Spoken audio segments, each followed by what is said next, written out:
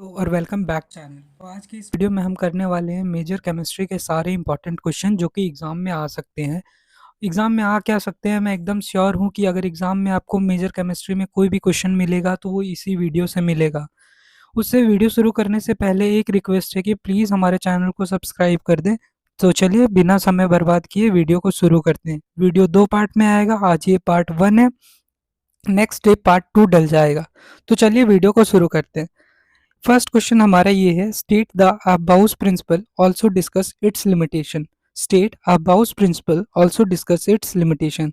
तो हम सबको पता है ना कि अबाउट प्रिंसिपल क्या होता है। जैसे ये आप ऑर्डर देखो यहाँ पे, जैसे सबसे पहले आता है 1s, फिर आता है 2s, फिर आता है 2p, फिर आता है 3s। इसमें अगर इलेक्ट्रॉन हम लोग को फिल करना हो तो सबसे पहले हमें किस में फिल करना होता है, 1s में। उसके बाद इलेक्ट्रॉन फिल होता है 2s में, उसके बाद 2p में, उसके बाद 3s में। ये जो रूल है ना, इसी को अबाउ प्रिंसिपल बोलते हैं। इसी को क्या बोलते हैं, अबाउ प्रिंसिपल। तो आइए इसे पढ़ के एक बार समझ लें।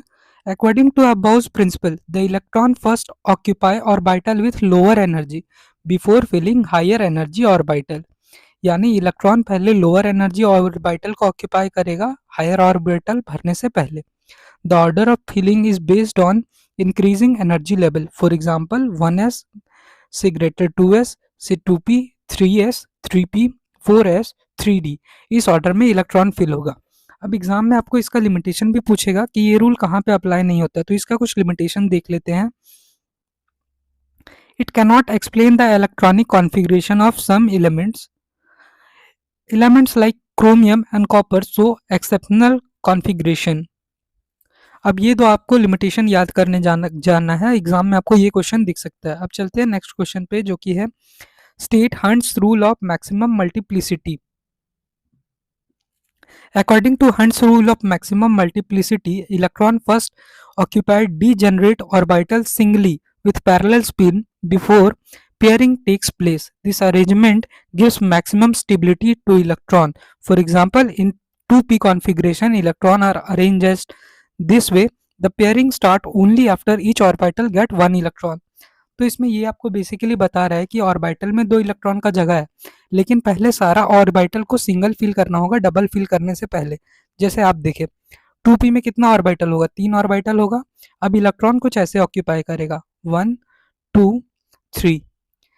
अब इसको जब डबल फिल करना है तो पहले 3 ऐसे ऑक्यूपाई करना होगा। ऐसे कभी भी इलेक्ट्रॉन ऑक्यूपाई नहीं कर सकता। जैसे देखिए 3 ऑर्बिटल है, 1 2 3, ऐसे नहीं होगा। यहाँ पे आपको फिल करना ही पड़ेगा। मीन्स ये वाला ऑर्डर सही है और यही बोलता है hunts rule of maximum multiplicity. इससे एटम को मिलता है मैक्सिमम स्टेबिलिटी। इससे एटम को क्या मिलता है, maximum stability. Now moving on to the next question which is state Pauli's exclusion principle. State Pauli's exclusion principle. According to Pauli's exclusion principle, no two electron and atom can have same set of all four quantum number. An orbital can accommodate maximum of two electron. The two electron must have opposite spin. For example, 1s। देखिए तो इसका क्या मतलब है, जैसे मैंने आपको बताया कि ऑर्बिटल में 2 इलेक्ट्रॉन आ सकते हैं। जैसे ये 2p का वापस से एग्जांपल ले रहा हूँ। एक ऑर्बिटल में कितने इलेक्ट्रॉन आ सकते हैं, 2। अब ये 2 आएंगे तो 2 आने में कंडीशन है कि एक इलेक्ट्रॉन अगर अप साइड फेस कर रहा है तो दूसरा डाउन होगा। एक ऐसा है तो एक ऐसा होगा। मीन्स कोई भी इलेक्ट्रॉन के पास same set of quantum number नहीं हो सकते। An atom can have the same set of all four quantum number. No two atom can have the same set of quantum number. I hope आपको समझ में आ गया होगा। अगर आपको वीडियो अच्छा लग रहा है तो प्लीज़ चैनल को सब्सक्राइब करें और इस वीडियो को लाइक करें। अब नेक्स्ट क्वेश्चन पे आते हैं जो कि है explain quantum number and discuss its significance. तो क्वांटम नंबर्स क्या है, quantum numbers are set of number used to describe position, energy and orientation of electron in atom. तो जो एनर्जी, जब एटम में इलेक्ट्रॉन का एनर्जी, ओरिएंटेशन और position बताने के लिए कुछ रूल्स है, कुछ नंबर है, उन्हीं का नाम है क्वांटम नंबर। उन्हीं का नाम क्या है, क्वांटम नंबर। अब आते हैं फर्स्ट क्वांटम नंबर का नंबर में, जिसका होता है एम, जिसे हम लोग बोलते हैं प्रिंसिपल क्वांटम नंबर। क्या बोलते हैं, principal quantum number. Principal Principal quantum number represent main energy level or cell in which electron is present. Its value can be 1, 2, 3, 4. It is also represented as K, L, M, N. तो basically मैं आपको बताऊं कि ये जो n है principal quantum number, ये आपको दिखाता है एनर्जी लेवल या सेल। ये आपको क्या दिखाता है, एनर्जी लेवल या फिर सेल। ये आपको दिखाता है एनर्जी लेवल या फिर सेल। जैसे आप देखो 1 2 3, बचपन में ऐसे आप पढ़ते थे ना। अगर तीसरे सेल में इलेक्ट्रॉन प्रेजेंट है, मीन्स तीसरे सेल में ये फर्स्ट हुआ, ये सेकंड है और ये थर्ड है, तीसरे सेल सेल में अगर इलेक्ट्रॉन प्रेजेंट है तो इसका प्रिंसिपल क्वांटम नंबर कितना होगा? 3। कितना होगा? 3। या तो के एल एम इसका क्वांटम नंबर होगा एम। आई होप आपको समझ में आया होगा। अगला क्वांटम नंबर है azimuthal quantum number. Azimuthal quantum number, इसका रिप्रेजेंटेशन होता है एल। इसका रिप्रेजेंटेशन क्या होता है? एल। ये बेसिकली दिखाता है शेप ऑफ ऑर्बिटल। क्या दिखाता है? Shape of orbital. अब एन एल के ना कुछ वैल्यूज है, जैसे अगर एल 0 है तो एस ऑर्बिटल होगा, एल 1 है तो पी ऑर्बिटल होगा, एल अगर 2 है तो डी ऑर्बिटल होगा और एल 3 है तो एफ ऑर्बिटल होगा। आई होप आपको समझ में आया होगा। अब नेक्स्ट पार्ट है मैग्नेटिक क्वांटम नंबर। अगले में आते हैं मैग्नेटिक क्वांटम नंबर। अब मैग्नेटिक क्वांटम नंबर का वैल्यू -L से +L तक हो सकता है और ये दिखाता है ओरिएंटेशन। ये क्या दिखाता है? ओरिएंटेशन। अब आते हैं स्पिन क्वांटम नंबर। अब स्पिन क्वांटम नंबर दो ही हो सकता है, या तो पॉजिटिव हाफ या तो नेगेटिव हाफ। ये दिखाता है डायरेक्शन ऑफ स्पिन। ये क्या दिखाता है? Direction off spin. आइए वापस से सारे समझ लेते हैं। सबसे पहले आता है प्रिंसिपल क्वांटम नंबर, जिसको हम लोग एन लिखते हैं। वो दिखाता है सेल को। वो किसको दिखाता है? सेल को, कि कौन से सेल में प्रेजेंट है। दूसरा है azimuthal quantum number. Azimuthal quantum number दिखाता है ऑर्बिटल के शेप को। किसके? ऑर्बिटल को शेप को। जैसे अगर एस लिखना है तो उसके बदले हम लिख सकते हैं 0। एस के बाद आता है पी, पी के लिए 1, फिर आता है डी, डी के लिए 2 और फिर आता है एफ, एफ के लिए 3। इसके बाद आता है मैग्नेटिक क्वांटम नंबर। अब मैग्नेटिक क्वांटम नंबर दिखाता है ओरिएंटेशन। मैग्नेटिक क्वांटम नंबर क्या दिखाता है? ओरिएंटेशन। फिर आता है spin quantum number. Spin quantum number direction off spin दिखाता है। स्पिन क्वांटम नंबर क्या दिखाता है? Direction off spin. ये दो ही हो सकता है, या तो -1/2 या तो +1/2। बेसिकली -1/2 है तो ऐसा रिप्रेजेंटेशन होगा और +1/2 है तो कुछ ऐसा रिप्रेजेंटेशन होगा।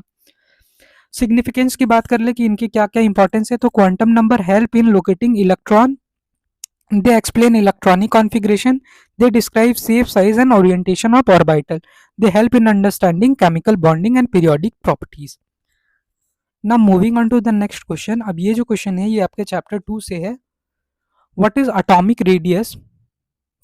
What is atomic radius? Explain with suitable example, discuss the factor affecting it, explain the periodic trend of atomic radius. अब ये जो क्वेश्चन नंबर 5 से 8 तक है, इन तीनों क्वेश्चन में से एक क्वेश्चन आपको पेपर में देखने के लिए जरूर मिलेगा। मैं वापस दोहरा दूं कि क्वेश्चन नंबर 5 से 8 तक है, इन तीनों क्वेश्चन में से एक क्वेश्चन आपको पेपर में देखने के लिए जरूर मिलेगा। तो आइए इसका सोल्यूशन देखते हैं। What is atomic radius? सबसे पहला बात कि एटॉमिक रेडियस होता क्या है, तो ये देखिए, ये न्यूक्लियस है और न्यूक्लियस के सेंटर से ये जो सेल है वहां तक का दूरी जो है ये है एटॉमिक रेडियस। आपको समझ में आया? मीन्स ये जो न्यूक्लियस है, न्यूक्लियस के सेंटर से सेल तक की दूरी को बोलते हैं atomic radius. Atomic radius is distance between centre of nucleus to outer most shell of an atom. वही जो मैंने आपको बताया, atomic radius is distance between centre of nucleus to outer most shell of atom. For example atomic radius of, अब ये देखिए, since exact boundary of atom can not be determined, atomic radius is usually measured at half of distance of nuclear of to bonded atom. ये उतना काम का नहीं है, आपको बस ये याद रखना है कि atomic radius is distance between centre of nucleus and the outer most shell of the atom. अब आइए देख ले कि फैक्टर जिस पे एटॉमिक रेडियस डिपेंड करता है। सबसे पहला आता है factors affecting atomic radius. Factors affecting atomic radius, सबसे पहला है nuclear charge. Higher nuclear charge push electron closer to nucleus, as result atomic radius decrease. जैसे देखिए, ये रहा न्यूक्लियस, ये क्या है? न्यूक्लियस। और ये है सेल, ये क्या है? सेल। अब न्यूक्लियस में मान लीजिए चार्ज बहुत ज़्यादा है। चार्ज क्या है? बहुत ज़्यादा। तो होगा क्या? ये इसको खुद की ओर खींचेगा, आउटर सेल को खुद की ओर अट्रैक्ट करेगा। अट्रैक्ट करने से क्या होगा? रेडियस घट जाएगा। मीन्स अगर न्यूक्लियर चार्ज ज़्यादा होगा तो रेडियस क्या होगा? कम। अगले पॉइंट को देखते हैं, increase in number of shell. Increase in number of shell, जैसे ही सेल का नंबर बढ़ेगा तो एटॉमिक साइज क्या होगा? बढ़ेगा। जैसे ये देखो, पहले एक सेल है, अभी दूरी इतना है, जैसे ही सेल बढ़ा, एक और सेल बढ़ाया मैंने, दूरी क्या हुआ? और बढ़ गया। मीन्स अगर नंबर ऑफ सेल बढ़ेगा तो एटॉमिक रेडियस भी क्या होगा? बढ़ेगा। नंबर ऑफ सेल बढ़ेगा तो एटॉमिक रेडियस भी क्या होगा? बढ़ेगा। Screening effect, inner pair electron shield outer pair of electron, greater screening effect increase the atomic radius. आपको स्क्रीनिंग इफेक्ट पता है, मीन्स जैसे ये देखो ये रहा न्यूक्लियस, अब ये जो अंदर के एटम है ये वाले एटम और ये वाले एटम जो है एक दूसरे को रिपेल करेंगे, मीन्स ये इसको दूर भगाना चाहेंगे। अब देखो जैसे ये दूर भगाना चाहेंगे तो क्या होगा, इसका डिस्टेंस क्या होगा, बढ़ जाएगा। इसका डिस्टेंस क्या होगा, बढ़ जाएगा, क्योंकि ये दूर जाएगा। इसीलिए अगर स्क्रीनिंग इफेक्ट ज़्यादा होगा तो रेडियस क्या होगा, बढ़ेगा। स्क्रीनिंग इफेक्ट ज़्यादा होगा तो रेडियस क्या होगा, बढ़ेगा। आई होप आपको समझ में आ रहा होगा। अब चलते हैं पीरियोडिक ट्रेंड में, मीन्स पीरियोडिक टेबल में एटॉमिक रेडियस का क्या ट्रेंड है। सबसे पहले हम लोग जाएंगे पीरियड में, मीन्स लेफ्ट से राइट, ये रहा राइट और इधर से हम लोग को जाना है लेफ्ट, ये रहा राइट और इधर से हम लोग को जाना है लेफ्ट। अब आप खुद से देखो, यहाँ पे सबसे पहले एक होगा, फिर अगर हम अगले में जाए तो एक और इलेक्ट्रॉन बढ़ेगा, फिर अगर अगले में जाए तो एक और इलेक्ट्रॉन बढ़ेगा। अब देखो अगर इलेक्ट्रॉन ज़्यादा बढ़ेगा तो अट्रैक्शन बढ़ेगा, मीन्स न्यूक्लियस ज़्यादा तेज़ी से इसको खींच पाएगा। एज रिजल्ट क्या होगा, इस साइड पे रेडियस घटता चला जाएगा। अब वापस से पढ़ते स्टेटमेंट को, atomic radius decrease from left to right, atomic radius decrease from left to right, means सबसे ज़्यादा सोडियम का होगा, फिर मैग्नीशियम का, फिर एल्यूमिनियम का, फिर सिलिकॉन का और फिर क्लोरीन का, जैसा मैंने बताया। अब जब अगर हम डाउन द ग्रुप जाएंगे, मीन्स अगर हम ऐसे जाएंगे तो क्या होगा, एटॉमिक रेडियस बढ़ेगा, क्योंकि जब हम ग्रुप से नीचे जाएंगे सेल जुड़ता जाएगा। जैसे सोडियम के पास 2 सेल है जबकि पोटाशियम के पास 3 सेल है। अब सेल बढ़ा तो रेडियस क्या होगा, बढ़ेगा। Down the group atomic radius increase from top to bottom. I hope आपको समझ में आ रहा होगा। अब चलते हैं क्वेश्चन नंबर 6 की ओर। What is effective nuclear charge, explain with suitable example, discuss the factor affecting effective nuclear charge, explain periodic trend of effective nuclear charge. अच्छा, अगर आपको अच्छा लग रहा हो, कुछ भी समझ में आ रहा हो तो प्लीज़ हमारे चैनल को सब्सक्राइब करें। ऐसा वीडियो बनाने में ना बहुत मेहनत लगता है और आपका एक सब्सक्राइबर मेरे लिए बहुत ज़्यादा मायने रखता है, तो प्लीज़ चैनल को सब्सक्राइब करें। अब what is effective nuclear charge देखते रहते हैं। Effective nuclear charge is net positive charge experience by outer electron in a multi electron atom. अब ये देखो, ये मान लीजिए आपका इलेक्ट्रॉन सिस्टम है, यहाँ पे इलेक्ट्रॉन्स है और आपके यहाँ पे इलेक्ट्रॉन्स है। तो इसमें जो पॉजिटिव चार्ज लग रहा होगा ना, इसमें जो पॉजिटिव चार्ज लग रहा होगा, इसी को बोलते हैं इलेक्ट्रॉन, ये इफेक्टिव न्यूक्लियर चार्ज। इसी को क्या बोलते हैं, इफेक्टिव न्यूक्लियर चार्ज। अब इफेक्टिव न्यूक्लियर चार्ज लिखने का तरीका है ZeF। क्या है, ZeF। It is represented by ZeF। अब ZeF कैसे निकलेगा, actual nuclear charge minus shielding effect minus shielding constant. अब पहले देख लेते हैं फैक्टर्स कैसे इफेक्ट होगा। Nuclear charge, higher nuclear charge proton decreases effective nuclear charge. अगर न्यूक्लियर चार्ज ज़्यादा होगा तो आपका जेड इफेक्टिव, जो कि ये है आपका इफेक्टिव न्यूक्लियर चार्ज, ये भी क्या होगा, ज़्यादा। सील्डिंग इफेक्ट, अगर सील्डिंग इफेक्ट होगा मीन्स बाहर वाले इलेक्ट्रॉन को भगा रहा होगा अंदर वाला इलेक्ट्रॉन, तो क्या होगा, आपका जेड इफेक्टिव घट जाएगा। जेड इफेक्टिव क्या होगा, घट जाएगा। डिस्टेंस फ्रॉम न्यूक्लियस, अब न्यूक्लियस से आप जितने दूर चले जाओगे, आप न्यूक्लियस से जितना दूर चले जाओगे, तो ये देखो न्यूक्लियस इसको अपने पास कम बुलाना चाह रहा होगा, क्योंकि दूरी बढ़ गया तो जेड इफेक्टिव क्या होगा, यहाँ भी घट जाएगा। पीरियोडिक ट्रेंड की बात करें तो nuclear charge increases from left to right, और डाउन द ग्रुप की बात करें तो effective nuclear charge is only slightly, this is because increase in nuclear charge is balance is increase in shielding effect. मैं आपको बताऊं ये क्वेश्चन उतना इंपॉर्टेंट नहीं है, आपको बस ये याद रखना what is shielding effect, what is shielding effect. अब चलते हैं नेक्स्ट क्वेश्चन पे, जो कि है what is ionization potential, what is ionization potential. अभी क्वेश्चन से पहले एक बात बोलूंगा कि ये क्वेश्चन बहुत ज़्यादा जरूरी है।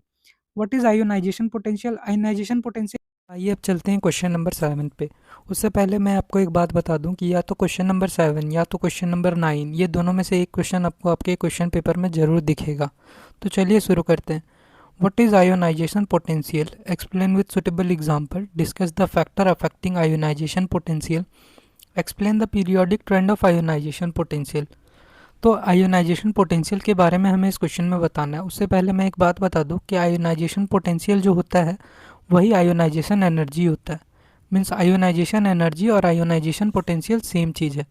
तो ये होता क्या है, ये होता है आखिरी इलेक्ट्रॉन को निकालने के लिए दी जाने वाली एनर्जी। जैसे देखिए, ionisation potential is minimum amount of energy required to remove the most loosely bond electron from an isolated gaseous atom. जैसे ये देखें, ये मान लेते हैं ये है सोडियम, ये क्या है सोडियम। अब सोडियम का इलेक्ट्रॉनिक कॉन्फ़िगरेशन 11 होता है, मीन्स इसके आखिरी सेल में कितना इलेक्ट्रॉन होगा, एक, दो यहाँ पे, 8 यहाँ पे, लास्ट में कितना इलेक्ट्रॉन बचा, एक। अब जो एक इलेक्ट्रॉन को इससे बाहर निकालने के लिए एनर्जी दी जाएगी ना, वही आपका इलेक्ट्रॉन आयोनाइजेशन पोटेंशियल है या फिर आयोनाइजेशन एनर्जी है। फॉर एग्जांपल, सोडियम गैस से एक इलेक्ट्रॉन निकाल दिया तो energy required to remove one electron from sodium is called ionisation potential. अब फैक्टर्स की बात कर लेते हैं, किन किन फैक्टर्स से ये अफेक्ट हो रहा है। फैक्टर्स अफेक्टिंग इट, सबसे पहले आता है एटॉमिक साइज। सबसे पहले क्या आता है, एटॉमिक साइज। मैं आपको बता दूं, अगर एटॉमिक साइज बढ़ेगा, अगर एटॉमिक साइज बढ़ेगा तो ये जो अपना आयोनाइजेशन एनर्जी है वो घटेगा, आयोनाइजेशन एनर्जी घटेगा। अब मैं आपको करके दिखाता हूँ कैसे। ये देखो, एक ये है और एक ये है। अब इसमें न्यूक्लियस से दूरी ज़्यादा है और इसमें न्यूक्लियस से दूरी कम है। अब आप खुद बताओ किससे इलेक्ट्रॉन निकालना आसान होगा, इससे या फिर इससे।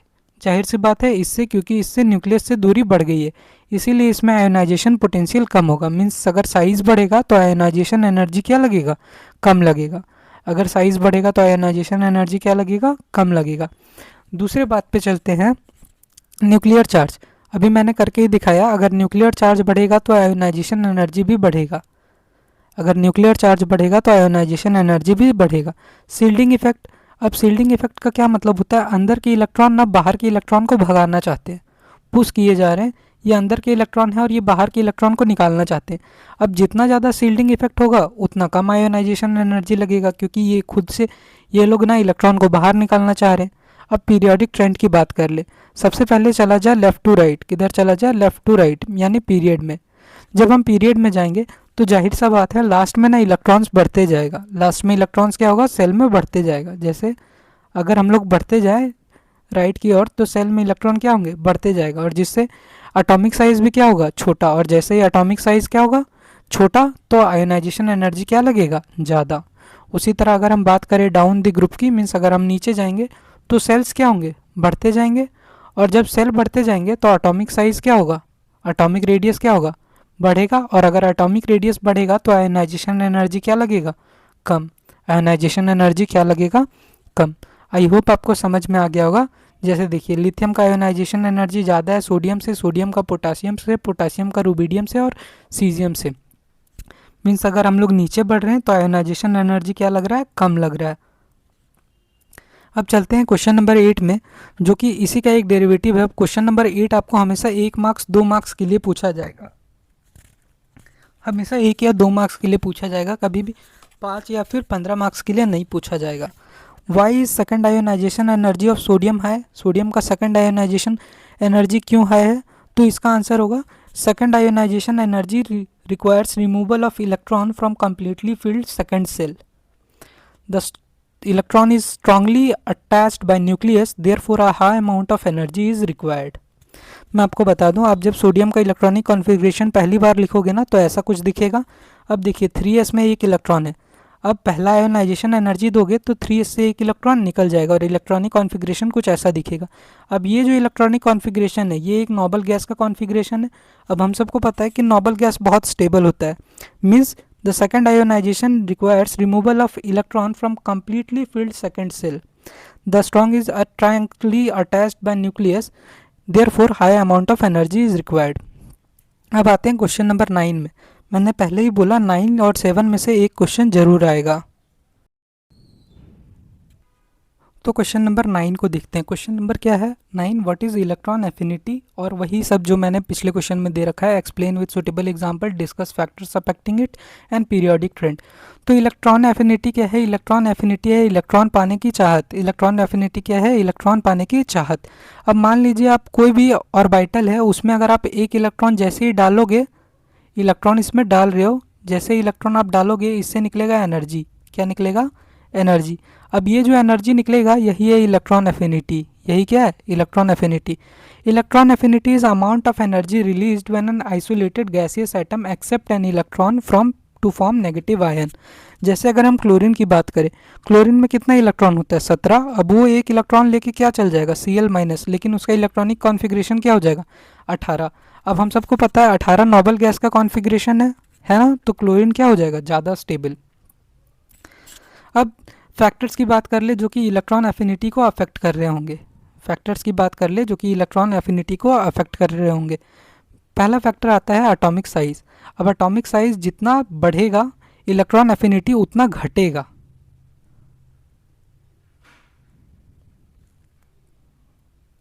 एटॉमिक साइज़ जितना बढ़ेगा इलेक्ट्रॉन एफिनिटी उतना घटेगा, क्योंकि न्यूक्लियर चार्ज घट जा रहा है। मैं आपको अच्छे से समझाता हूँ। जैसे ये देखो, अब यहाँ पे मान लो एटॉमिक रेडियस बढ़ता चला जा रहा है, एटॉमिक रेडियस बढ़ता चला जा रहा है और एक में एटॉमिक रेडियस कम है, तो न्यूक्लियर चार्ज किस में ज़्यादा होगा? जाहिर सा बात है इसमें न्यूक्लियर चार्ज ज़्यादा होगा, तो ये नहीं इलेक्ट्रॉन को पास बुलाना चाहेगा। मीन्स अगर एटॉमिक साइज़ बढ़ेगा तो इफेक्टिव इलेक्ट्रॉन एफिनिटी घटेगा।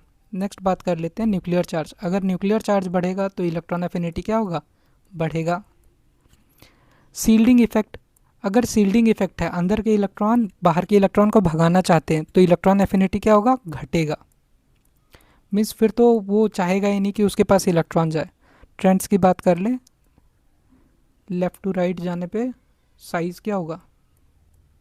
साइज़ होगा कम, इसीलिए इलेक्ट्रॉन एफिनिटी क्या होगा? ज़्यादा। इलेक्ट्रॉन एफिनिटी क्या होगा? ज़्यादा।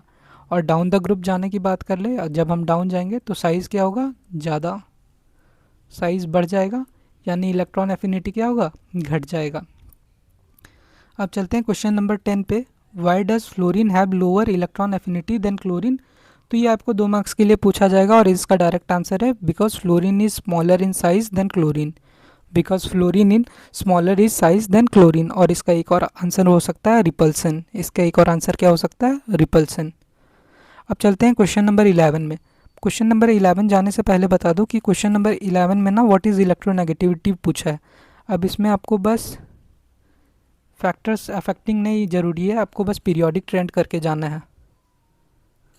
आपको बस पीरियोडिक ट्रेंड करके जाना है। तो what is electronegativity? Electronegativity is tendency of atom to attach the share pair of electron through itself in chemical bond. जैसे यहाँ पे एग्जांपल दिया हुआ है HCl का। जब हम HCl लिखेंगे, HCl, तो यहाँ पे ना क्लोरीन एटम्स को अपनी ओर खींचेगा। हम सबको पता है ना, क्योंकि क्लोरीन क्या है? ज़्यादा इलेक्ट्रोनेगेटिव है। अब यही बात कहलाती है इलेक्ट्रोनेगेटिविटी। यही बात क्या कहलाती है? इलेक्ट्रोनेगेटिविटी। अब फैक्टर्स तो इसके उतने इंपॉर्टेंट नहीं है, इसका पीरियोडिक ट्रेंड इंपॉर्टेंट है। उससे पहले एक रिक्वेस्ट है, प्लीज़ चैनल को सब्सक्राइब कर ले, क्योंकि ऐसे वीडियोस बनाने में ना बहुत मेहनत लगती है और आपका एक सब्सक्राइब मेरे लिए बहुत ज़रूरी है। पीरियोडिक ट्रेंड की बात करें तो सबसे पहले चलते हैं across the period. Means left से राइट जाते हैं। सबसे पहले जाते हैं across the period, means left to right. Means left to right. अब जैसे हम लोग लेफ़्ट टू राइट जाएंगे, इलेक्ट्रोनेगेटिविटी जो है वो बढ़ेगी। इलेक्ट्रोनेगेटिविटी क्या होगी? बढ़ेगी। और अगर डाउन द ग्रुप जाएंगे तो इलेक्ट्रोनेगेटिविटी घटेगी। डाउन द ग्रुप इलेक्ट्रोनेगेटिविटी घटेगी। फॉर एग्जांपल फ्लोरीन की ज़्यादा है क्लोरीन से और ब्रोमीन से और आयोडीन से। उसी तरह पीरियड में बात करें तो इधर देख सकते हो आप, सबसे ज़्यादा इलेक्ट्रोनेगेटिव कौन है? फ्लोरीन। अब क्वेश्चन नंबर 12 से लेके 15 तक एक क्वेश्चन आपको एग्ज़ाम में पक्का देखने के लिए मिलेगा। मैंने जैसा बताया क्वेश्चन नंबर 12 से लेके 15 तक 3 क्वेश्चन है। अब ये 3 क्वेश्चन में से एक आपके क्वेश्चन पेपर में पक्का दिखेगा। आप तीनों कर लीजिए, एक ना एक क्वेश्चन जरूर आएगा। Explain de Broglie's equation. Explain de Broglie's equation. तो de Broglie's equation was proposed by Louis de Broglie. According to de Broglie's equation, matter has dual nature, it behave as both particle and wave. This concept is called wave particle duality. De Broglie stated every moving particle is associated with wave called matter wave. मैं आपको simply समझा देता हूँ कि de Broglie ने क्या बोला था। डी ब्रोगली ने बोला था कि कोई भी मैटर है उसका 2 नेचर होगा। उसका कितना नेचर होगा? 2 नेचर। एक तो पहले उसके पास पार्टिकल नेचर होगा और दूसरा उसके पास वेव नेचर होगा। पहला क्या होगा? पार्टिकल नेचर और दूसरा होगा वेव नेचर। इसी को बोलते हैं वेव पार्टिकल डुअलिटी। इसी को क्या बोलते हैं? Wave particle duality. अब इसके लिए उसने एक फार्मूला दिया था। फार्मूला है lambda equal to h/mv। Lambda equal to H by M B, जहाँ लेमडा का मतलब है वेवलेंथ, लेमडा का क्या मतलब है वेवलेंथ, एच का मतलब है प्लैंक्स कांस्टेंट, एच का मतलब है प्लैंक्स कांस्टेंट, एम का मतलब है मास और वी का मतलब है वेलोसिटी, एम का मतलब है मास और वी का मतलब है वेलोसिटी।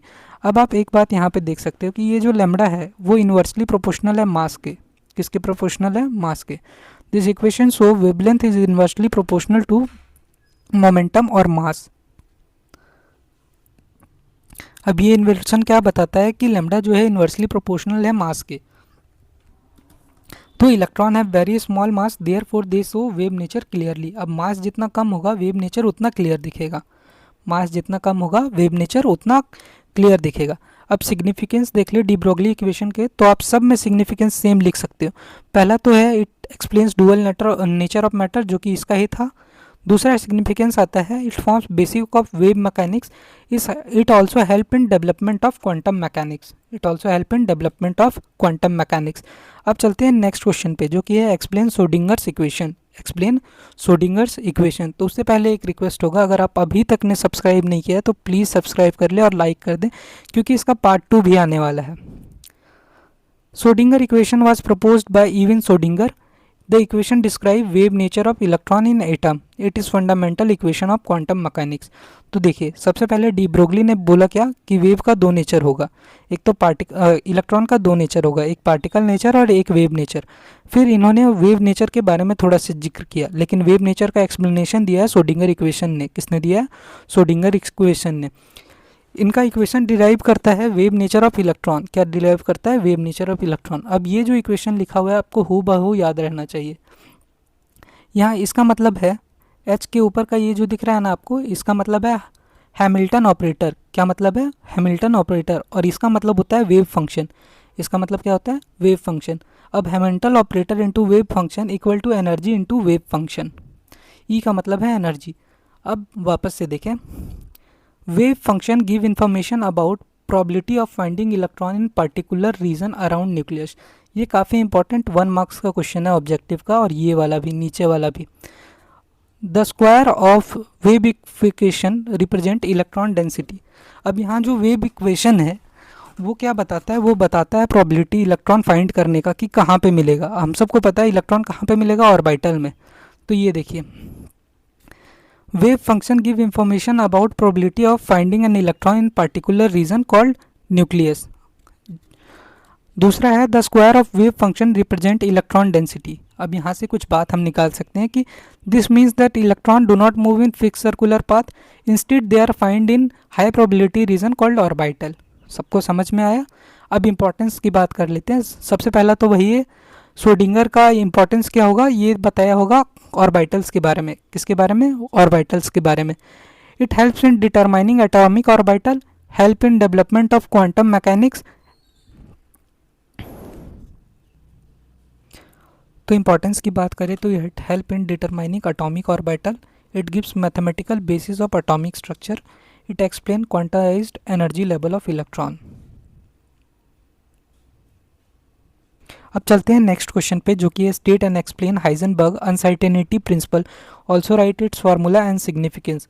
तो आप सबको पता है हाइजेनबर्ग अनसर्टेनिटी प्रिंसिपल क्या है। हाइजेनबर्ग अनसर्टेनिटी प्रिंसिपल एक प्रिंसिपल है जो कि आप बताता है कि आप एक टाइम पे किसी भी ऑब्जेक्ट का मोमेंटम और एक टाइम पे किसी भी इलेक्ट्रॉन का मोमेंटम और उसका पोजीशन नहीं डिटरमाइन कर सकते। अगर आपने एक टाइम पे उसका मोमेंटम निकाल लिया तो जाहिर सा बात है आपका पोजीशन गलत आएगा, और अगर पोजीशन निकाल लिया तो आपका मोमेंटम गलत आएगा। Heisenberg uncertainty principle was proposed bye Heisenberg. According to this principle, it is impossible to determine both exact position and exact momentum of electron simultaneously. If position of electron is measured accurately, the momentum becomes uncertain. If momentum is measured accurately, the position becomes uncertain. I hope आपको समझ में आया होगा। इसका एक formula है delta X into delta P is greater than equal to H by 4 pi. यहाँ पे डेल्टा एक्स का मतलब होता है uncertainty in position, delta P का मतलब है अनसर्टेनिटी इन मोमेंटम, एच का मतलब है प्लैंक्स कांस्टेंट, और ये 4 पाई है। ठीक, this equation shows uncertainty is always present in microscopic particle. The principle is important only for very small particles such as electrons. अब ये जो तीनों मैंने आपको बताया ना, तीनों क्वेश्चन और तीनों रूल्स, वो तीनों बस इलेक्ट्रॉन्स पे ही लग पाते हैं। अब सिग्निफिकेंस की बात कर ले तो it proves that electron do not have fixed path. फिर कॉन्सेप्ट ऑफ इलेक्ट्रॉनिक ऑर्बिटल्स को सपोर्ट करता है। उसके बाद help in nature of quantum mechanics. Basically तीन ही बात है, क्वांटम मैकेनिक्स को सपोर्ट करना, एटॉमिक ऑर्बिटल्स को सपोर्ट करना और electron do not have fixed path. तो यहाँ पे वीडियो होता है कंप्लीट। सब्सक्राइब कर ले हमें पार्ट 2 के लिए। पार्ट 2 भी आने वाला है, उसमें 6 क्वेश्चन रहेगा और 6 क्वेश्चन में से 3 क्वेश्चन आपको पेपर में देखने के लिए मिल जाएंगे। तो तब मिलते हैं अगले वीडियो में, तब तक के लिए बाय। अगर अभी तक आपने सब्सक्राइब नहीं किया है तो प्लीज़ सब्सक्राइब कर ले और लाइक कर दे। अगली वीडियो कल सुबह आएगी। थैंक यू, मिलते हैं अगले वीडियो में, बाय।